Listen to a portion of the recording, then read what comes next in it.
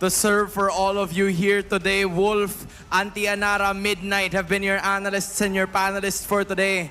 My name is Hans Galeria. Guys, let us enjoy this game number 7. Casters, it is now time to determine the champion of the season. At sa pinakahuling laban ng Game 7, Best of 7 na labanan na ito ay magkikita na muli ang Sonics at ang mga Roras. Welcome to the final game of the Grand Finals of MPL Philippines Season 14. Dumating na tayo sa kwento kung saan back to zero. Back doon sa moment na hindi ka na talaga pwede magkakamali. It's now or never para dito sa ating dalawang kupunan. Kailangan nilang kapitan. Lahat ng mga pwedeng kapitan. Ito na talaga history in the making. Umabot na naman tayo sa Game 7. And this time around, kalimutan mo na kung ano nangyari sa regular season. Kalimutan mo na yung mga huling game. Dahil balik na naman tayo sa best of 1. And this time around, it's Kelra using the Beatrix kontra sa Clint ni Dome. O okay, nagkakabugbugan agad, pero hindi ipipilit ng ating mga teams. So again, tama yung sinabi mo dito na back to zero para dito sa ating dalawang kupunan. And napakahirap mag-reset kung naglaro ka na ng 6 na games. Tapos sobrang dami mo nang nailabas na mga heroes. Sobrang dami mo nang nagawang mga strategy. Pero kung sinong mas matibay yung sabihin na nating puso para kuhanin yung kampyonato, sila yung magwawagi. Tsaka kitang-kita na dito na rin pumapasok yung suporta ng mga fans. Biruin mo, gabing-gabi na nandito pa rin sila. Patuloy na sumusuporta sa kanilang mga sinusuportahang kupunan. And for Aurora and Fnatic Onyx, I just want to say as well na ang laki ng improvement ng MLBB sa Pilipinas kahit tayo na yung pinakamalakas. Biruin mo pati yung MDL natin, Game 7, tas yung MPL natin, Game 7 din. So talagang naisusulat sa history ng MPL Philippines na pataas lang ng pataas yung makikita natin from all our teams. And kita din natin ngayon that even for Fnatic Onyx Philippines, parang nagiging maingat na rin sila doon sa pwedeng puntahan against Aurora. First turtle pa lang, mukhang bakbaka na agad. Demon kahit hindi tatama ang Spear of Alpha, pero defensive naman ata ang kanyang paggamit. Avatar of the Guardian hindi tatama, pero ito na ang real world! At makukuha na ka ni Demon kahit dito ipag-o ang first blood naman para kay Yue. So for the side of Aurora, sila yung lumalamang ngayon. Imagine napatay pa nila si King Kong, so pwede nilang guluhin yung mga pwedeng puntahan ng mga jungle area. Agarang pag-invade mula sa Aurora MLBB, the turtle plus the kill. Massive hit sa early game ng isang Suyu. At mukhang pati si Kelra kinailangan ng tumalikod ng bahagya. Tatama ang Raider Sapati pero agarang nang maaagaw ang orange buff. Grabe, sobrang importante nito, lalong-lalo na para kay Kelra kasi makaharap niya ngayon ay ilan din sa mga players na pumigil noon pa para magkaroon siya ng unang championship sa MPL. Ganun ulit ang pwedeng maging sitwasyon ngayon. So for Fnatic Onyx Philippines, again, it's all about the tempo. It's all about the momentum. Kailangan makabig nila itong game.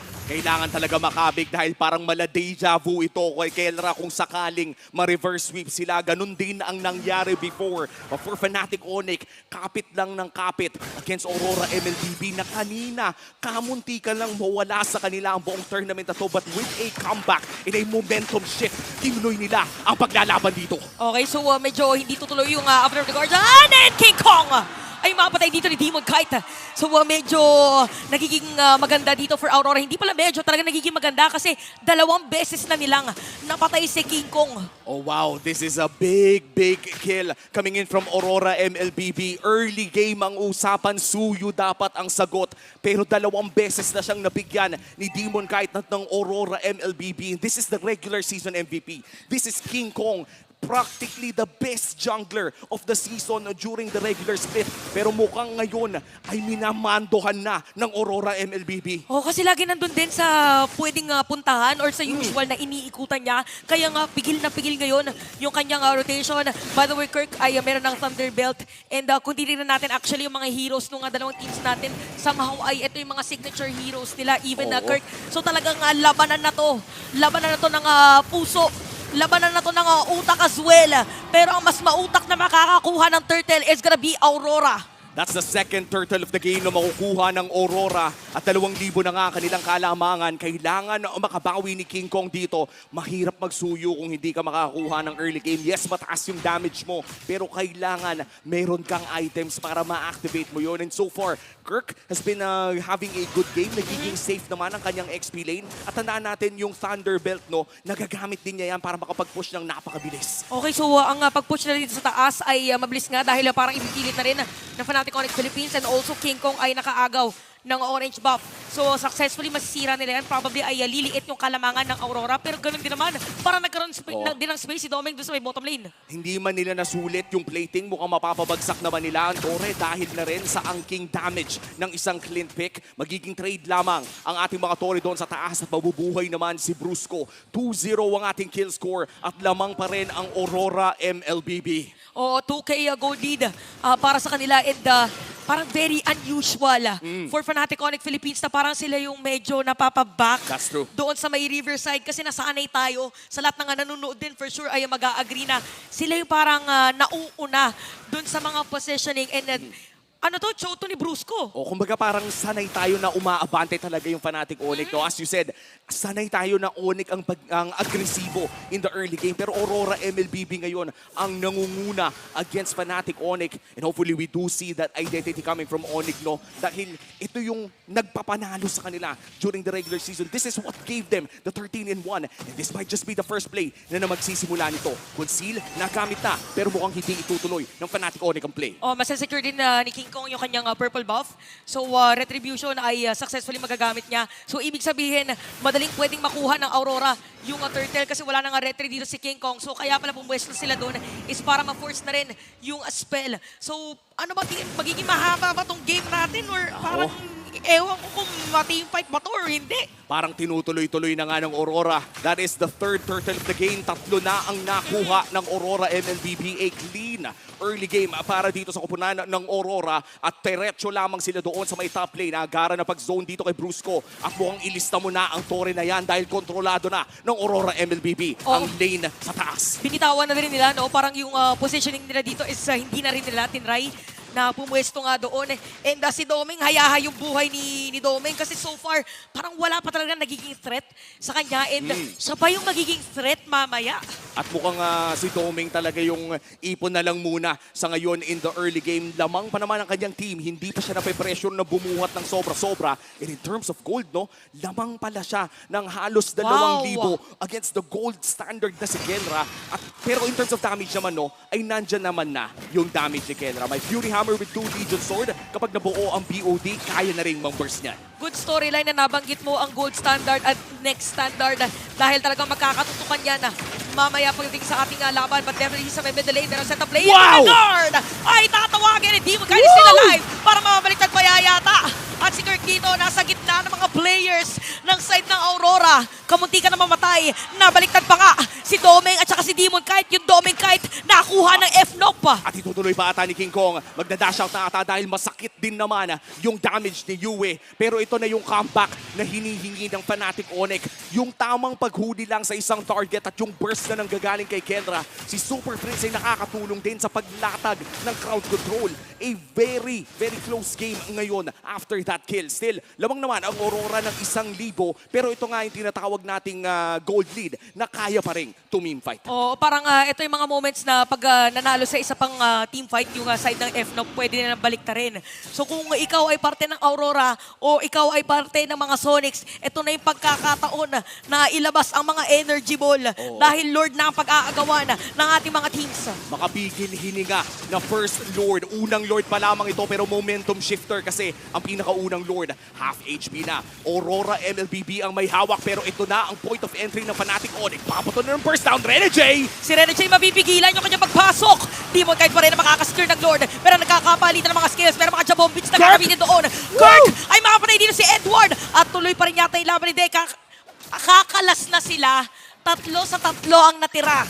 2 for 2 ang naging trade. Pero Lord ay secured pa rin in Demon Kite. Kaya kailangan munang dumepensa ng Fnatic Onyx. Grabe yung retrihan natin doon. Napaka-importante na makuha mo yung first Lord, especially in this Game 7, kung saan potentially nakakasira ng mental itong potential Lord push na to. Especially also na nasira na yung second tier turrets, both top lane and even bottom lane. So parang sobrang hirap nito at some point for Fnatic Onyx Philippines na depensahan. And imagine the intensity of this final game para sa championship. Kasi 9 minutes pa lang tayo, pero 4-4 yung pinaka-kill score. Pero ramdam mo na parang nanggigigil lahat ng mga players natin. Even Renegade dito ay tinututukan ng Fnatic Onyx Philippines kasi anytime ay pwede rin siyang pumasok. At saka yung mga viewers natin talagang nakatutok na sa kanilang mga screen, nakatingin na sa bawat play na gagawin ng kanilang mga idolo, kanilang mga pinapanood dito sa MPL Philippines with that Lord in the top lane. By wave clear naman ng Fnatic Onyx, they have a Beatrix. Meron din silang Vexana pero tuloy-tuloy ang pag-push ng Aurora MLBB ng mga Torre at lumalaki na naman ang kanilang gold lead. Punta muli sa 2K. Parang ganito yata yung magiging juggle nung pinaka-game natin. Magta-try mag-push. Oy, wait lang, 4 na players to at na-face check ni Yue. Pero may pang-escape naman yung Suyu. Napakadaming dash ng isang Suyo ngayon. Kaya nga nakikita natin na first pick yan in the blue side. Aurora MLBB still a 1.7k gold lead. Anybody's game pa rin ito. Lamang ang Aurora MLBB. Pero kung damage lang ang usapan, parehas may bawas ang dalawang kupunan. Kailangan lang talaga na may mahanap na isa. Pick off ang laruan ngayon. Oo, paunahan din namang bait. Aside from pick off kasi minsan yung akalang mapipick off ng isang team, Oo. yun pala ay pinaka-bait lang nila. Uy, pero si King Kong ay kanina pa nag-iisa. Pero alam niya din na merong players from Aurora doon sa side na yun. Tsaka nakahabol na siya sa gold dahil kung Oo, titignan ano? natin, parehas na 200 na lang ang lamang ni Demon Kite. Pero in terms of map control, lamang pa rin ang Aurora MLBB. Patuloy na nagpo-push ang mga wave sa Aurora MLBB at lamang sila around that Lord area. Kung maitutulak pa nila yung mid lane at pati na rin ang bottom lane, malaking tulong yan para sa kanila sa upcoming Lord fight natin, which is a Luminous Lord na lalabas na 20 seconds from now. 20 seconds guys sa lahat ng mga nanonood. I-ready nyo yung mga sigaw nyo dahil probably ayaw pwede makasira ng inhibitor turret kung sino man makakapag-secure ng Lord na to or pwede din na maging sobrang mahaba yung kanilang sayaw. Again, this is the final game.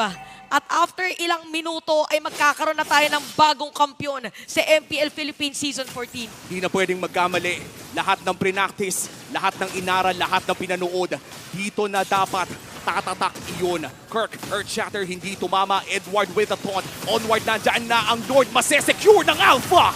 At may kita natin na Aurora nga makakakuha ng Lord. Pero mga players dito na Aurora, medyo mawala ng buhay. Nag-flicker out dito si Brusco. Flicker out din para kay Kelra. Demon Kite Bang! At bigla, ako nga pala yung next standard. Sabi niya dito sa gold standard. The Flicker Shotgun. Pinakita na ni Doming. The next standard, taking out the gold standard. At nasa mid lane na nga ang Lord. Agaran itong lumabas. It is a 4v4 scenario. May wave clear pa rin naman. Nandiyan pa rin si Super Fritz. Si Rene J, umaamba lamang doon sa may bandang likod. Pero walang flicker play na pwedeng gawin ng Aurora ngayon. Oh, mabilis lang din ang madedepensahan at sasalubugin na nga dito ng F-Nop. Yung pwesto ni Brusco. May idea kayo mga players dito na Aurora na anytime. Biglang sisipa. Pero Oh, no! rejected at declined. Disapproved as well. Aurora mapapatay si Brusco. May sinubukan ang Fnatic Onyx. Sadyang nabitin lang yung Jeet Kundo. 20 segundos para dito kay Brusco. Itutuloy ng Aurora ang pag-push dito sa may bottom lane. Flickers ay hindi pa rin available. Eternal Guard ay nagamit na rin para dumepensa. Wala pa ring babagsak na inhibitor turret. At kitang-kita natin ngayon that for Fnatic Onyx Philippines, medyo nagsastruggle sila para dumepensa dun sa mga aggression na ibinibigay ng Aurora, yes. And even for Aurora, prepared sila sa mga biglaang pick-off. Oo. Naaral na yata nila yung show ni Brusco. At ang maganda dito, no, is yung kahit pa sabihin nating delikado, Game 7 ay nandyan pa rin yung tapang at tatag ni Brusco na gumawa ng plays. Parte yan kung bakit nga ba naging malakas ang Fnatic Onyx. Yung tapang na meron si Brusco. Kahit ba do or die ito, ay ginawa pa rin niya yun. Balik tayo dito sa regular programming. 70 seconds bago lumabas ang sunod na Lord. Hindi pa rin naman ito ang Evolve Lord. At 1,000 pa rin ang kalamangan ng Aurora. Napakalapit ng laro. Sasabihin ko namin, best grand finals in MPL history. Oo nga eh, parang hindi mo alam kung anong gustong gawin ng mga teams natin ngayon. Is it gonna be a pick-off or dediretso ba sila sa Lord? But definitely magiging crucial dito yung clearing ng minion wave. So time check 9:30 PM. baka pwedeng, baka umabot pa tayo ng mga 10-11 kasi wala talagang gustong magbigay para dito sa dalawang teams. Biruin mo, magpi-15 minutes na tayo. Wala pa ring napakalaking gold lead. Ang pinakamalaking gold lead ng larong ito ay 2,000. Hindi pa tayo umaabot ng 3. And usually, ang pinag-uusapan natin, Chantel, kapag umabot ng 5K gold lead in the early game, ay napakahirap ng bumawi. But this time, hindi man lang tayo umabot ng 3K. And 15 Grabe. seconds, no, lalabas na yung Lord. This is still not an evolved Lord, pero may chance na tumagal ang Lord Dance naman this time around. Oh, parang nagiging pinaka-edge dito ng Aurora. Correct me if I'm wrong, is yung pagkakasira ng dalawang tore ng FNOC doon sa may gitna. Kaya hindi sila masyado makapag-advance. So again, wala pa naman nasisira ng mga inhibitor turrets dito para sa FNOC. Pero dedepensa ba sila? Gagawa ba sila ng play? Hindi natin alam. So si Brusco at si Renny J nagkakitaan na. Nandito rin si Edward for the vision. Kirk, humaharap na rin. One-man knock-up, hindi tatama yung Renner's Apathy. Low HP on the Lord. Critical mass, tumama na dito. Yung implosion at pinato na rin yung Spear of Alpha. Nakapag-flicker out si Brusco. Ito na may laban na rin si Lord. King Kong is down. I repeat. King Kong is down. Pero si Super Friends, so kanyang kakampi, ang makakakuha ng Lord. Ilalaban ba ng mga players dito sa side ng Aurora? Pumasok si Edward. Sisipain pa nga ni Brusco. Kelra! Si Kirk. Kelra! Si Kelra nandito na nga ang kanyang mga kakampi. Sniper! Bang! At ito na ang sagot kung kanina galing sa next standard. Ito na ang bala ng gold standard. Biglang pagpalit ng weapon. Biglang pagtutok at release. Tick-tack! Boom! Kelra with a kill! At bigla na nga nabaliktad yung ating laban. Meron pang Lord na bitbit ang Fnatic Onyx Philippines. At dito na nga natin makikita, Kelra, the uncrowned king of MPL. Pinapakita nga ba kung bakit siya tinawag na gold standard. A 5v5 na pwedeng mangyari dito sa loob ng base ng Aurora. Isang segundo para kay Domeng. Ang Lord nasa taas, pero ang Kola ata ay kumalma na muna. Another game extended for this grand finals. Parang malaride lang sa EK. Yung Vikings. Ewan ko, men. Hindi ko na alam. Umiikot na rin yung mundo ko dito, Chantel. Nung tumama yung sniper ni Kelra, para akong pinadala sa ibang mundo. Nalilito na rin ako. Hindi ko na alam. Umaalog ang venue.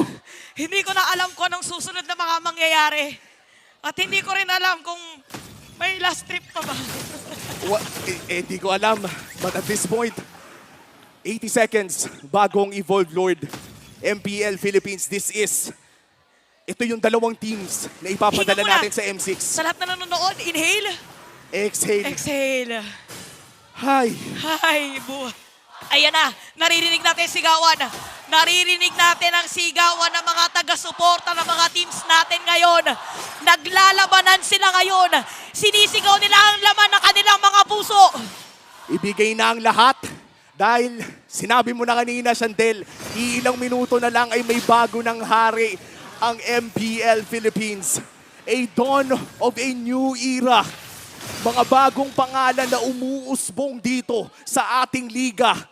Fnatic Onyx and Aurora MLBB, still a very close game. Kung yung gold lead lang ang tinitignan ay hindi pa rin lalagpas ng 3,000 yan. Dikit na dikit. Dikit na dikit, pero for Fnatic Onyx Philippines, nakasira sila ng inhibitor turret sa top. So kung ikaw yung Aurora ngayon, ang dami mo nang pwedeng isipin. Baka biglang may mag-split push, baka biglang may dumating, nakaangat ba yung minion wave ng kalaban. So ang dami ng factors. Oo, sobrang dami ng factors at alam natin, ang Fnatic Onyx, napakalakas maglaro ng mga wave niyan. Yan yung tipo na kapag nakita mo na nagti-team fight, kailangan may mata ka kay King Kong, kailangan may mata ka kay Kelra kasi hindi mo alam kung tatapusin na ba nila yung laro. Oh, aside from sa mga kailangan din mataan si Super Friends at saka si Yue. Wala pang deaths para dito sa ating game.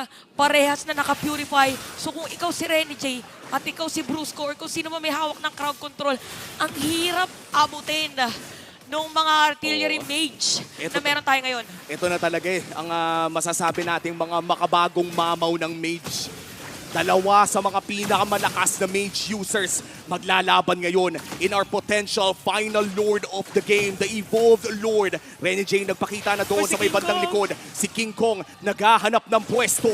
This could be history in the making. Ito na ba ang huling play Wala for the sumisilip! MPL Championship? Wala sumisilip pero makukuha ni Demon kahit aalis ang mga players dito sa side ng Aurora. Si Brusco aabot ba? Si King Kong para makakasalubong yata nila. Magwawashing-washing out. Okay, so nakuha ng Aurora yung Lord. Nakuha ng Aurora yung Lord at walang naging trade na kill. And this might just be a big push, a momentum shift para sa Aurora MLBB. May wave clear ang Fnatic Onyx, pero hanggang saan ba aabot sa mata ng Evolved Lord? Take note guys ha, mga spell check tayo. For Kirk, wala siyang flicker, so wala yung mga biglaang Oo. flicker, earth shatter, onward, or kung ano mga pwede nang gawing play. And for Aurora naman, Renegade. kompleto lahat, men. And this is scary if you are Fnatic Onyx. Rene J with a flicker. Baka ito na yung bagong Rene J pumasok sa Ay! tatlo. Nakahanap ng What is kampyonato. this? Pero iyan na nga, nasa taas si King Kong. A 4v5 dito sa may bandang baba. Kailangan niya mag-recall. At kailangan na nga umalis at dumipensa dito mga players na Fnatic Onyx Philippines. Si Rene J para nag-aantay ng perfect timing na pumasok. Pumasok para mag-set up ng play. Si Edward magiging target nila. Dadating na nga si Kirk! Brusco. Sino masisipa niya? At nahuli na nga si Yuki Bang! bigla. Mahuli na immortality si Demon. Kahit natahabulin pa dito ang ilang mga players. Super Prince mapatay si Rene J. Apat na players ng side ng Aurora ang patay. The next standard na lang ang dedepensa at tumatakbo na ang mga Sonics. Winawagayway na ang mga dilaw na bandera ng Fnatic. Naririnig natin ngayon ang sigaw ng mga Sonics. Ito na ang pinaka-inaantay nila. Ang pinaka-inaantay nila. Ito na ang pagsisimula ng pag-usbong ng bagong siglo. Ito na ang pagmamayagpag ng mga bagong hari ng MPL. Fnatic Onyx Philippines! The uncrowned kings of MPL! Finally! Sa wakas! Kampiyon na si Kenra! From give Samno a trophy to give Kelra a trophy. Nandito na ngayon. Woo! Ramdam na ramdam natin ang aksyon, ang emosyon ng MPL at ang kasiyahan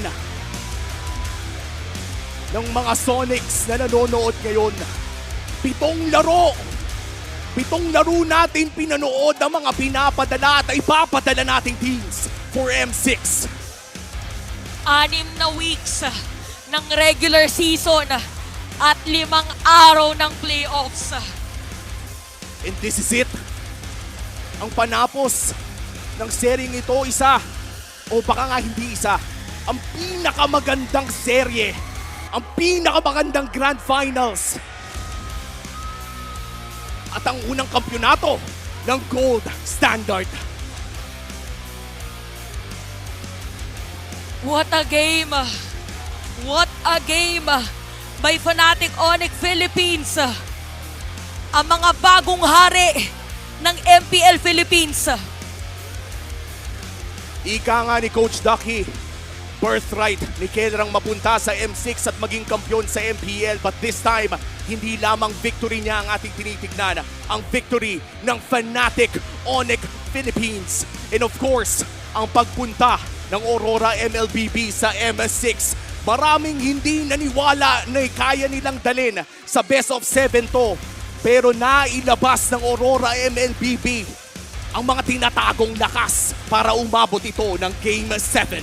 Palakpakan natin sila dahil in a short period of time, na-stretch nga nila ng Game 7 ang isa sa mga almost undefeated teams dito sa ating liga.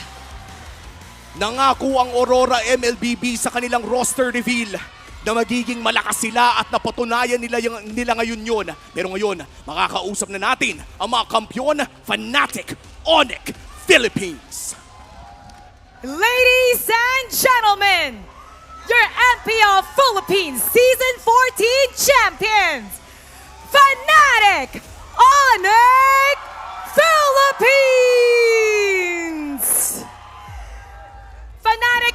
Philippines, step forward and claim the trophy that's rightfully yours. In 3, 2, 1, congratulations! Fnatic on